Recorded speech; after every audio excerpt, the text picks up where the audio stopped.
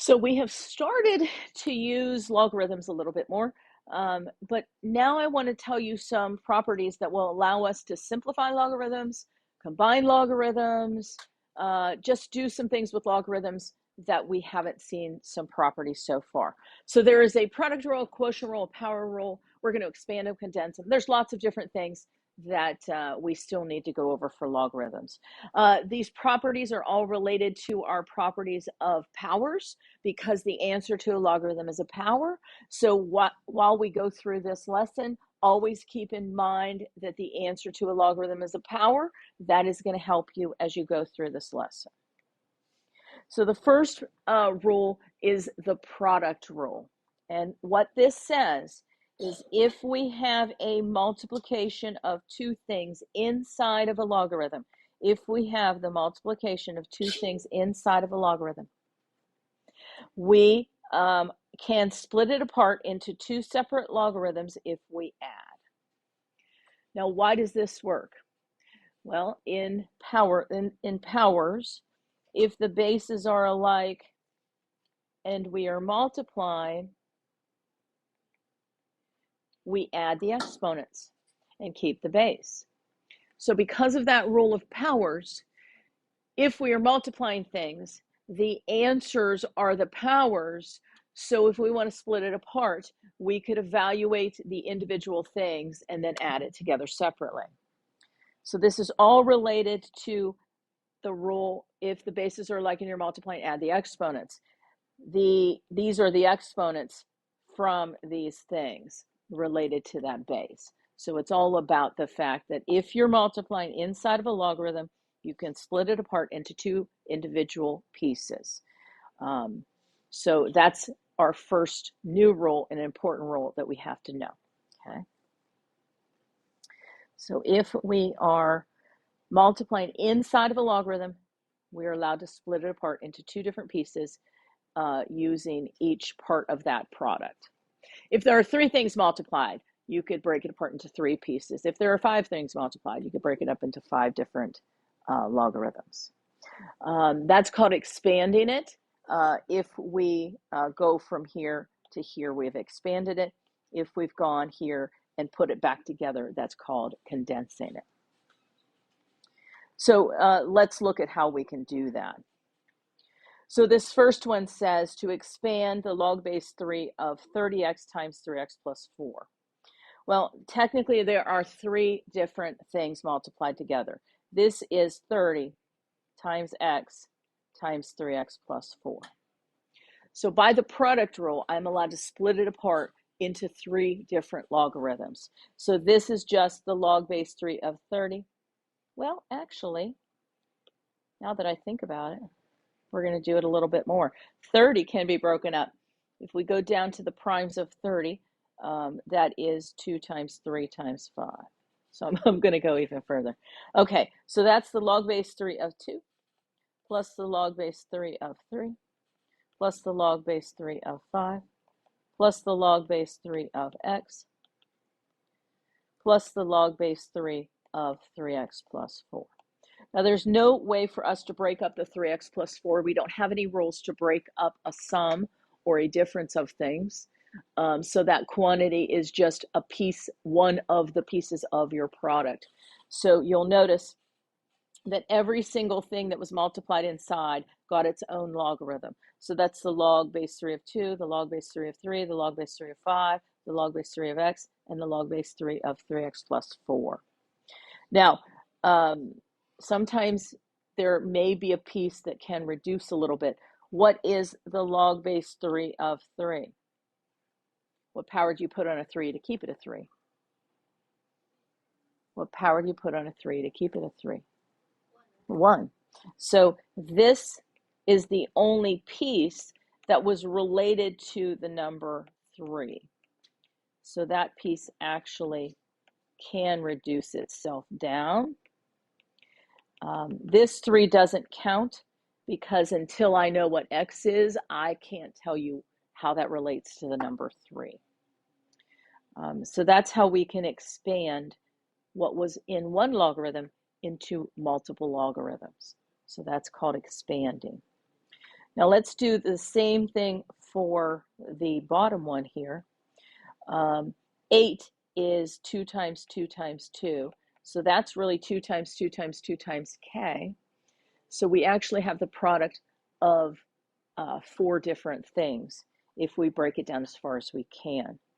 So to expand that one, that's, if I could write, that's the log base b of 2 plus the log base b of 2 plus the log base b of 2 plus the log base b of k. Now, I don't know how those things relate to b because I don't know what b is. So I don't know. Now, one thing that's interesting, these 3 things are like terms. They're exact matches. So there are actually 3 of those things. So you can, like any like terms, you can add those 3 things together. This is fine, but this is going to lead us into another rule we're going to see later anyway. But that's how we expand using the product rule. So if the bases are like, and we are multiplying, we add the exponents. So these are giving us an answer to their powers. So if we split them up, we add them. Okay. So that's kind of an interesting twist on the product rule for powers. Now that's the product rule. So you should probably expect that there is a quotient rule. If we are dividing 2 things that are inside of a logarithm, so if we have a fraction inside of a logarithm, you can break it apart.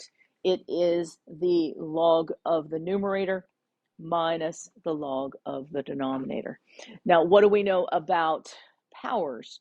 Well, powers tell us that if we are dividing, the power in the bottom is going to have a negative exponent on it. So you should expect that negative will appear if division is involved, and that's why. So it's just the log of the numerator minus the log of the denominator, okay? The quotient rule just comes from the fact that if the bases are alike and we are dividing, that we keep the base and we subtract the exponents. That's kind of where that comes from, okay? So if we have 2 things divided, we can split them up in their own logarithm and subtract them. So that's another rule that you'll need to know, and that other rule will help us to expand if we happen to have a fraction involved. So that is the second rule that you're going to need to know.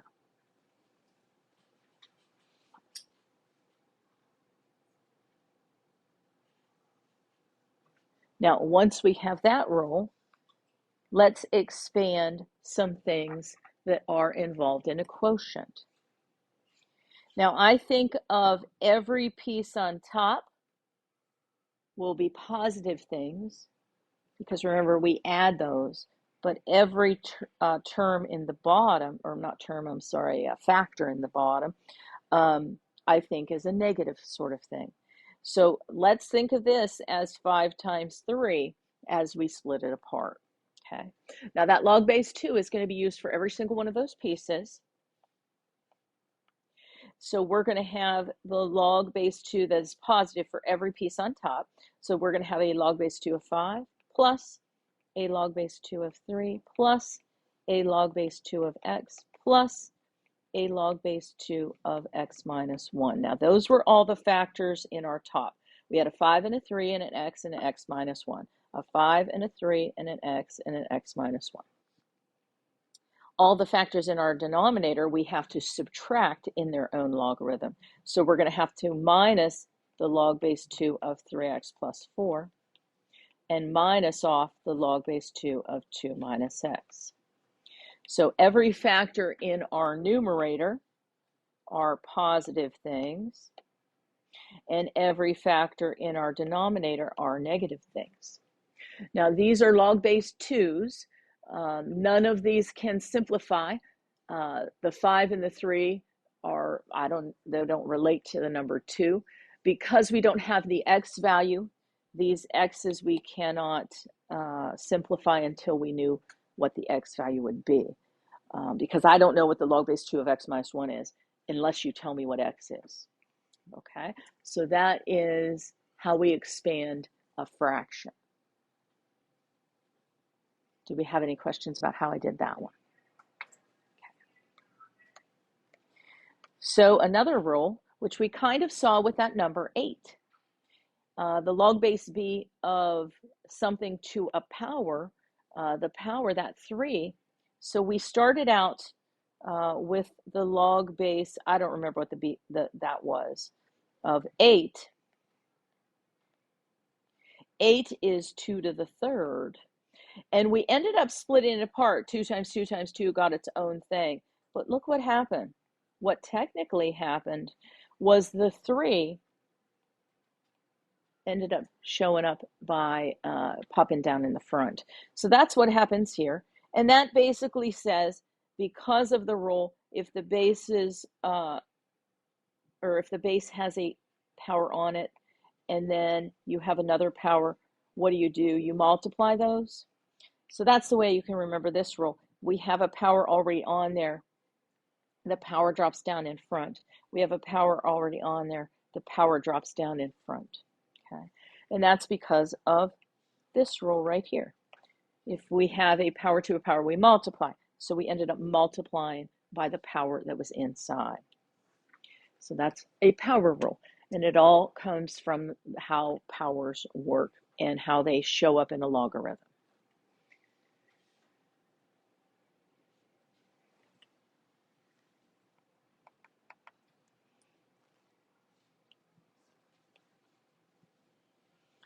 Okay, so that's the power rule. So now we have 3 rules. We have our product or our quotient rule and our power rule.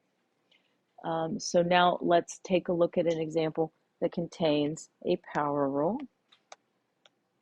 So if we have an x to the 5th, technically we have 5 x's in there. We could split them apart and then have to add them back together. So instead we use the power rule, which is a shortcut.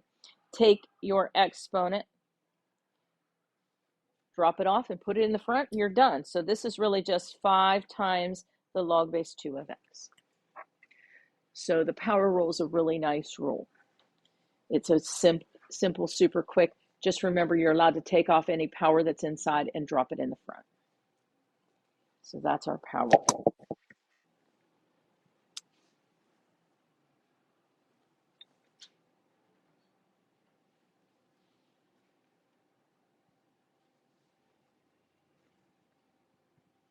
So that's a nice, quick and easy rule. So now let's take a look at some rules of powers that end up showing up in a logarithm. If you use the log base 3, or you want to expand or you want to simplify the log base 3 of 25, rewrite it. You might recall back in probably Algebra 1, I guess. You would write 25 as 5 times 5, and then your teacher would have you write it as 5 squared. Like breaking it down that primes.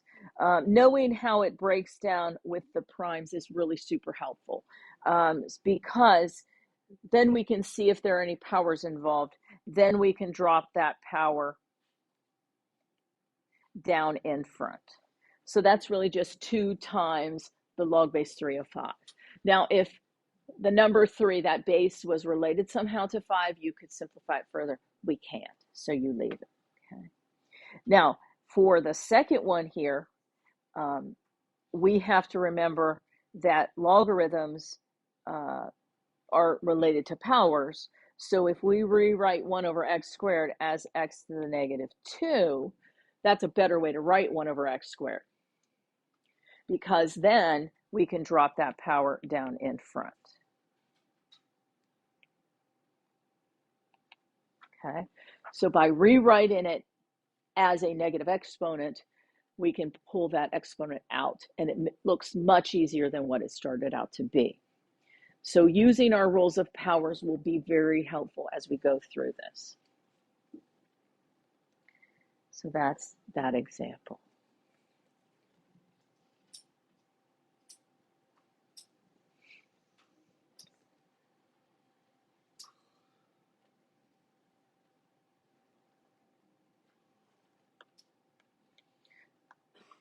Now, just like we can drop that power down in front, if we see something like this, we are allowed to put the power back on. So that is really the natural log of x to the fourth. It might be helpful to put it back on.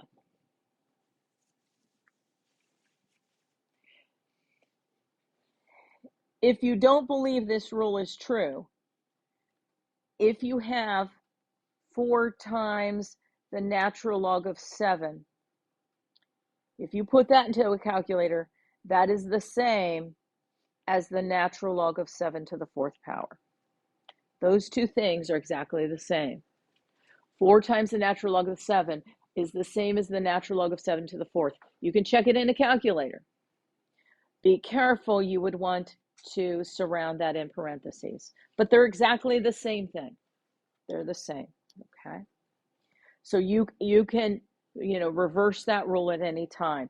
You can put the power down in front, you could put the power back on. Now, here we have a mixture of things. We have a fraction, we have a multiplication, we have a power. So let me show you the easiest way to expand this. We are going to write this, all the factors on top are going to be positive. They're going to get their own piece, and all the factors on the bottom are going to be minus. So first I would do the natural log of x to the fourth plus the natural log of y minus the natural log of 7. So you'll notice that all of our factors from our numerator are positive. All of our factors from our denominator are negative.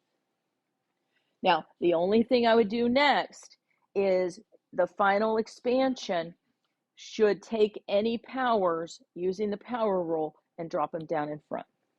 So this is 4 times the natural log of x plus the natural log of y minus the natural log of 7. How could you check? Well, we should be able to put it back together. I could put the power back on. I could multiply these two, and I could divide by that to put it all back together. So you should get what you have there. So you'll notice all the factors on top are positive, all the factors on the bottom are negative, and then any powers that were there drop down in front. So those are the main rules that you want to remember for this section. And we should be able to go back and forth between those rules.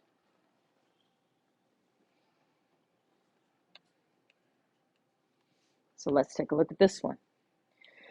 You, in general, all of you, forget your rules of how to rewrite radicals as a fractional exponent. So let me give you some rules that you can kind of note on the side of your paper so that you remember. A square root is a 1/2 power.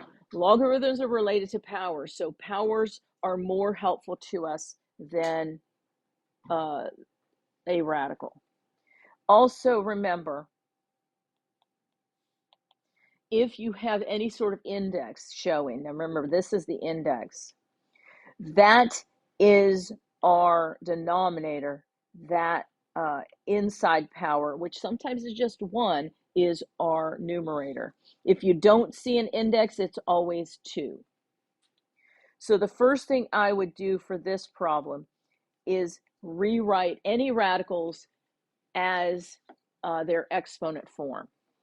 Okay, so you have to know this. That's really important. So a cube root is a 1/3 power, a fourth root is a 1/4 power. Okay, so now that it's written in that form, we can take that power off and just plop it in the front, and then we're done. So this is 1/2 the log of x.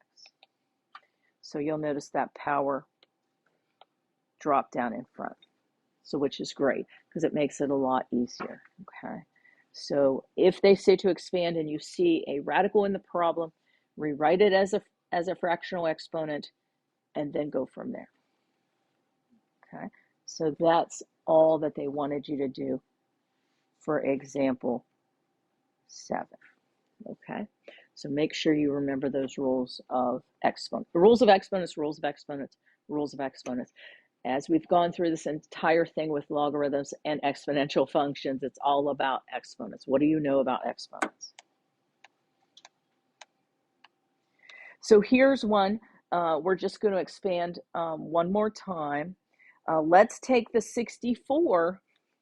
If you break it down as far as it possibly could be, remember like that prime tree where you just keep breaking it down. That is the same as 2 to the 6th power.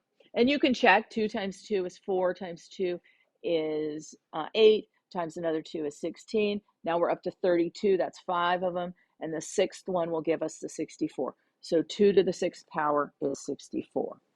So any number, before you get started, I would kind of do that little prime tree, kind of break that down like when you were a kid. Now let's break it apart. All of the factors on top are going to get their own unique logarithm with a plus. All of the factors on the bottom are going to get their unique logarithm with a minus. Okay, so I'm going to rewrite this as the log base 6 of 2 to the 6th plus the log base 6 of x cubed plus the log base 6 of 4x plus 1 minus the log base 6 of 2x minus 1. So you'll notice that all the factors on the top, the 2 to the 6th, the x cubed, and the 4x plus 1 got their own unique logarithms with a plus. And then the only factor in our bottom was 2x minus 1. It got its own unique logarithm with a minus. Now these two are done. I don't know what 2x minus 1 and how it relates to 6. I don't know what 4x plus 1 is related to the number 6. I don't know. But the thing we can do with these ones, we still have a power, and it is not expanded fully until the powers drop down in front. So that's a real super quick, easy fix. So our final answer would be 6 log base 2 of, 6 log base 6 of 2. There were so many 6's that confused me for a minute. We're going to drop the 3 down in front. So that would be 3 log base 6 of x. And then the other 2 have not changed, so leave them alone. So that's how we expand a very large type fraction. So we've used every single rule in that problem that we have learned so far. We've used the factor product rule, we've used the quotient rule, we've used the power rule to do that problem. And you'll notice it's not super complicated, just remembering what can I do to pull it apart. Everybody okay with example 8? Okay. Now, we're going to take, for example, 9, and we're going to kind of reverse the process. We are going to mush them back together into a single logarithm. So the first thing I would note, what all pieces are positive. If they're positive, that tells me that I am going to multiply those pieces. And what things are negative, I'm going to divide by those pieces. So this is really going to be the log base 3 of 5 times 8 divided by 2. 5 times 8 is 40. Divide that by 2, get 20. The answer is the log base 3 of 20. We've put all those logarithms together into one single logarithm. Okay. All the positive things multiplied and went in our numerator. If you had multiple negative things, they would multiply and go in our denominator because they are the division. Everybody okay with those? Is that one okay? Makes sense? So you'll notice the positive things went in our numerator and multiplied. Any negative things would go in our denominator and multiply, and then simplify if you can. If you can't simplify your fraction, just leave it in fractional form.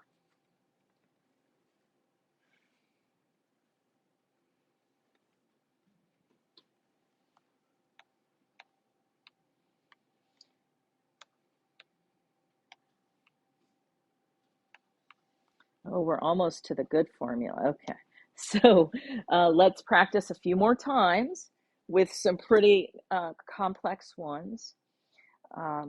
Note that these are our positives, and this is a negative, or note that first. The first thing we're going to do is reverse the power rules. So let's put the power back on, before we try to mush them together.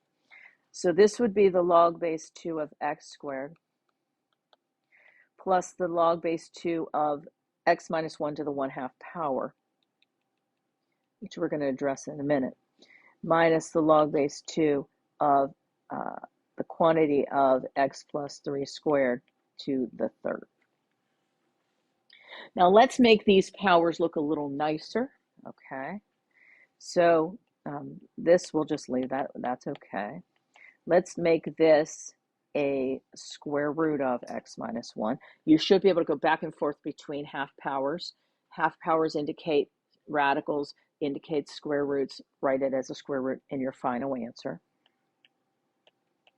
And then the rules are, if you have a power next to a power, multiply those. Okay. And now, any positives we're going to mush together, put on the top of our fraction. Any negative pieces, we're going to mush together and put on the bottom of our fraction. So our final answer, I believe, yep. On top, we are going to have an x squared square root of x minus 1. On the bottom of our fraction, we're going to have an x plus 3 to the 6.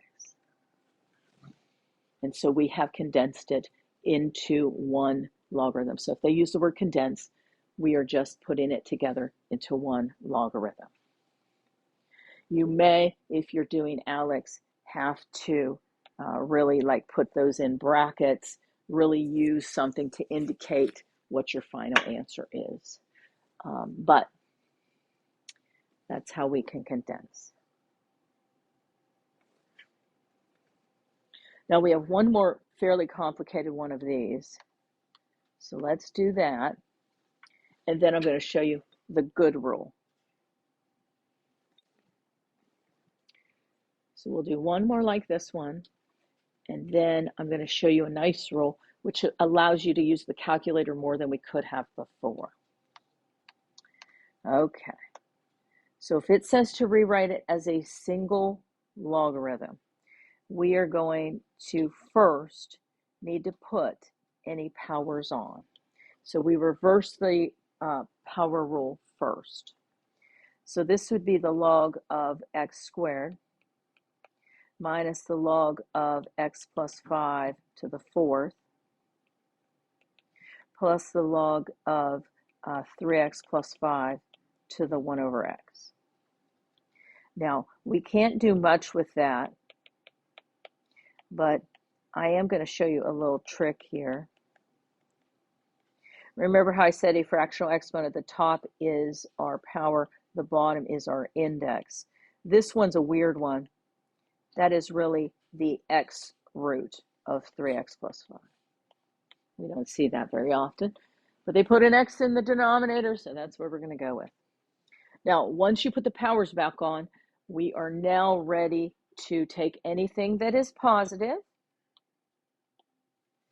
and put it in the numerator of a fraction, and anything that's negative goes in our denominator.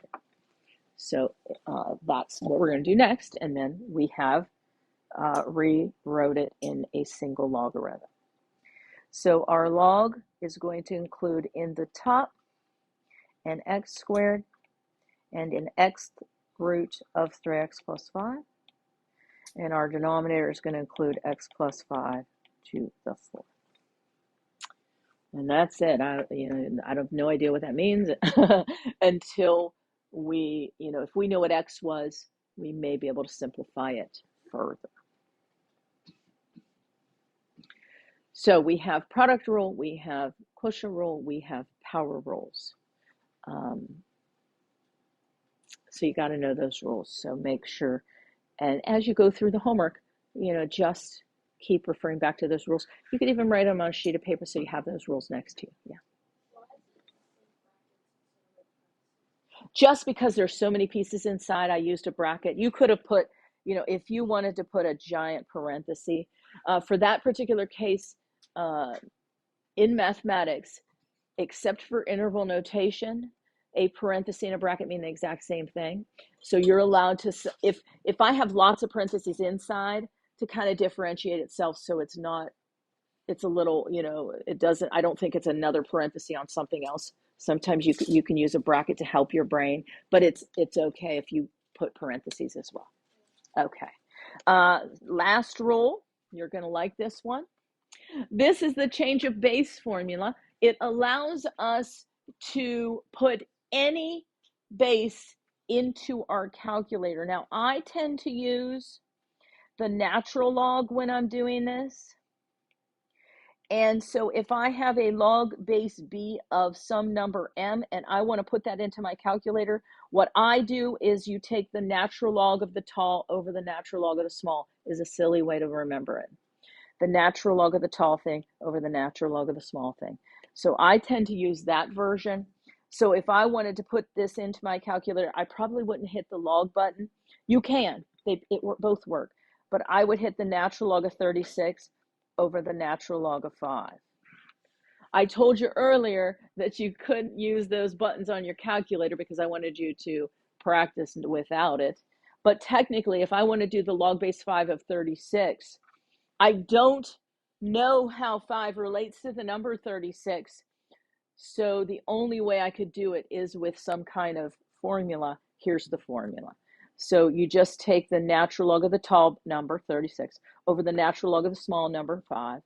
So this is the natural log of the thing inside over the natural log of your base, and the formula works. So that formula is really helpful for lots of things because it allows us to use a calculator to check our work. So that will work with any type of base. So we can do any base now in a calculator. Now, there's times I want exact answers. So if your calculator comes up with 0.33333, I want 1/3. So if you know that that's equivalent, that's fine, but I don't want usually a decimal answer as much as I want an exact answer. Now this one you have to. There's no good relationship between 5 and 36. So that is the change of base formula. Wonderful formula. It's a great formula. I like using it. And that's something you definitely want to have written down and noted, that it's helpful when you're doing the graphs from the last lesson. It's helpful. You can use it for any type of logarithmic base. Okay. So you can either use the log button or you can use the natural log button on the calculator. It'll get you the exact same answer. And you can check on your calculator. So if it says to change the log base 5 of 3 to natural logs, if we wanted to find it on our calculator,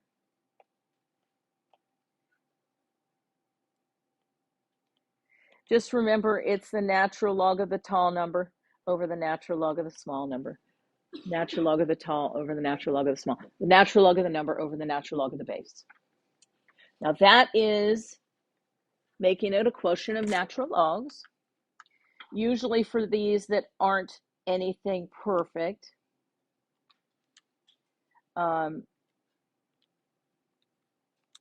they'll tell you a number of decimal places to go out.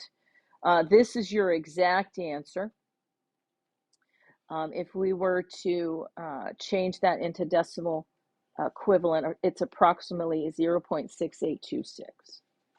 Okay, and that would be helpful if you needed to graph it, or you needed an estimate, or if it was a real life problem. That's where that could be helpful. So let's do one more, and then we'll talk about the homework.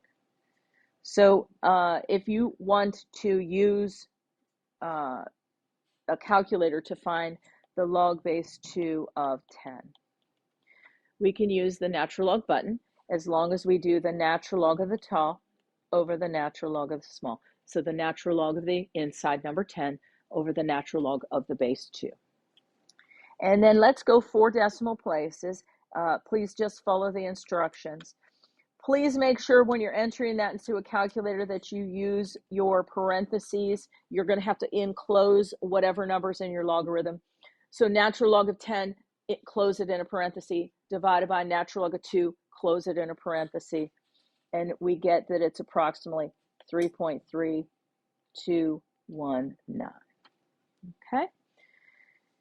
So that, and you can check, the cool check to this thing is if you do 2 to a power of 3.3219, you'll get a number that's super close to 10. So you can check the answer. Okay? You can check those without much problem. So, okay. So feel free to do that. So the homework is underneath this. There are some pieces you will need a calculator for, but let's just kind of take a look at a few of those. So in examples or problems 3 through 5, it says expand as much as possible. So all you want to do for this first one is that's just the log base b of 7 plus the log base b of x plus the log base b of 2 plus the log base b of y. That's it. But for 9 through 13, you are condensing it back together.